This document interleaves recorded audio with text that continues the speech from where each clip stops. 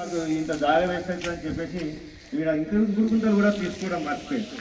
మరి ఏం చేస్తారు, ఊరిస్తాను ఇబ్బంది అవుతుందని చెప్పేసి ఇల్లంతా మొత్తం బండంతో నింపేసి మరి పడ్డసీకి ఏడబడాలి. ఊళ్ళో పోవాలంటే పోతాయా? మోర్లో పోతాయి. ఆ మోర్ల నీళ్ళు మన ఇంటికి వస్తాయా? మళ్ళీ పోయి ఎక్కడో ఊరవుతామో లేకపోతే కానరాని రాజ్యం పట్టుకపోయి పారవస్తాం. మరి నీళ్ళు ఎక్కడికి వెళ్ళి ఇంకాలే మనకు ఎట్లా బోర్ పడుతుందో ఒకసారి ఆలోచన.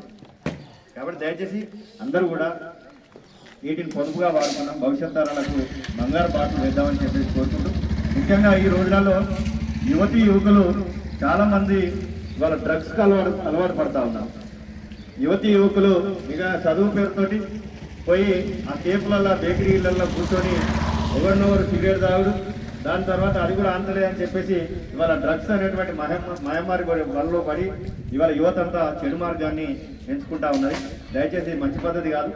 ఎందుకంటే తల్లిదండ్రులు ఎన్నో ఆశలతోటి మనల్ని చదివించి ప్రయోజకులు అవుతారని చెప్పేసి ఆశించి పంపిస్తే ఇవాళ డ్రగ్స్ అనేటువంటి మహమ్మారి వలలో పడి ఇవాళ విచక్షణ కోల్పోయి ఇవాళ హంతకులుగా గుండాలుగా అక్కడక్కడగా కనిపిస్తూ ఉన్నారు. దీనికి అందరికీ ప్రధాన కారణం ఏంటంటే మత్తు అనేటువంటి విషయం వల్లనే ఈ విధంగా తయారవుతూ ఉన్నారు యువత.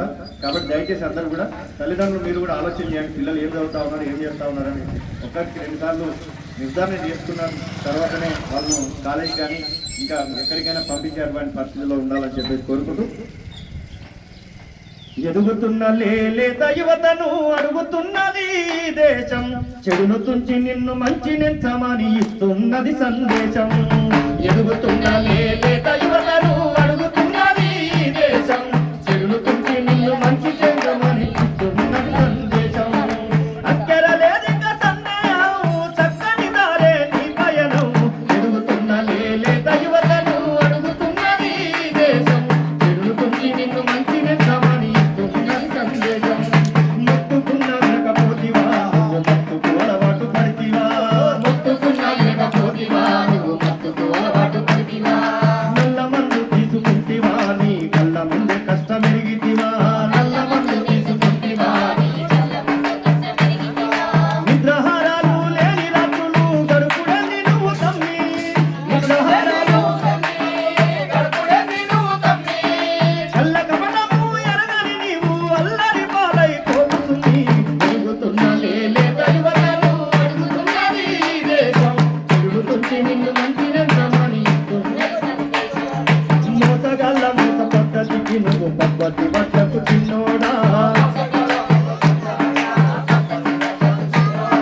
నిన్ను నువ్వు తెలుసుకొని సాగిపో చదువు సంధ్యలు ఉన్నోడా.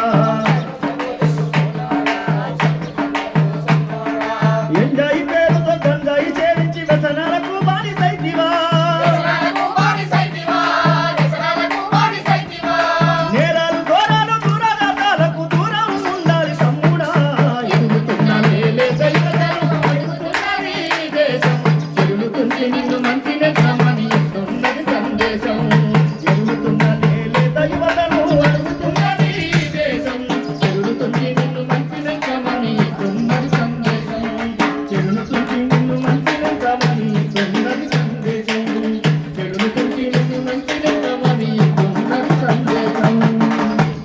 కాబట్టి మంచి మార్గాన్ని ఎంచుకుందాం. యువత యువకులారా, మీ తల్లిదండ్రుల కళల్ని నిజం చేస్తామని చెప్పేసి కోరుకుంటూ, అయ్యవారిపల్లిలో ఈ చక్కని అవగాహన కార్యక్రమానికి అవకాశం కల్పించినటువంటి మీ అందరికీ కూడా పేరు పేరున నమస్కారం తెలియజేస్తా ఉన్నాం. ఎవరు కూడా అంతేకాకుండా ఈ మధ్యకాలంలో రోడ్డు ప్రమాదాల బారిన పడి చాలా మంది ఇవాళ చనిపోతా ఉన్నారు. ప్రతి ఒక్కరు కూడా హెల్మెట్ పెట్టుకోవాలి, సీట్ బెల్ట్ పెట్టుకున్న తర్వాత